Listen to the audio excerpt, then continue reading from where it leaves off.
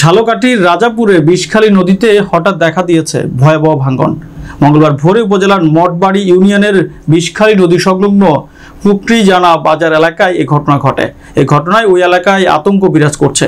প্রত্যক্ষদর্শীরা জানান, হঠাৎ বিষখালী নদীতে ভাঙন দেখা দিয়েছে।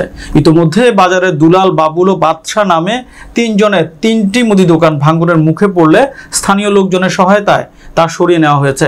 ইতোমধ্যেই মঠবাড়ি ইউনিয়ন মাধ্যমিক বিদ্যালয়ের একটি ভবনের কয়েকটি কক্ষ নদীতে বিলীন হয়েছে। এরপরে ভাঙন রোধে গত 3 বছর পূর্বে জিও ব্যাগ দেওয়া হলেও তা ডেবে গিয়ে নতুন করে ভাঙন শুরু হলে চরম ঝুঁকিতে পড়েছে মঠবাড়ি ইউনিয়ন মাধ্যমিক বিদ্যালয়ের অন্য 2টি ভবন, বাজার ও মসজিদ।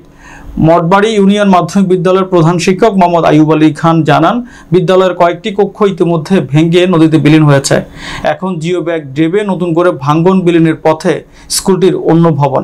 এই ব্যাপারে প্রয়োজনীয় ব্যবস্থা গ্রহণের কথা জানিয়েছেন উপজেলা নির্বাহী কর্মকর্তা ফারহানা ইয়াসমিন।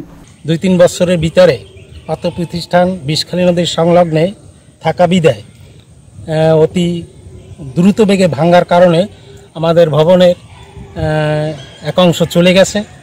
তো শীঘ্রই আমাদের এই ভাঙন, এই সাইডটা অনেক ভরাট ছিল, অনেক বস্তা ফেলানো ছিল। এরপরও হঠাৎ নদীর স্রোতের পরিপ্রেক্ষিতে অনেকগুলি আমাদের বস্তা নদীতে বিলীন হয়ে গেছে।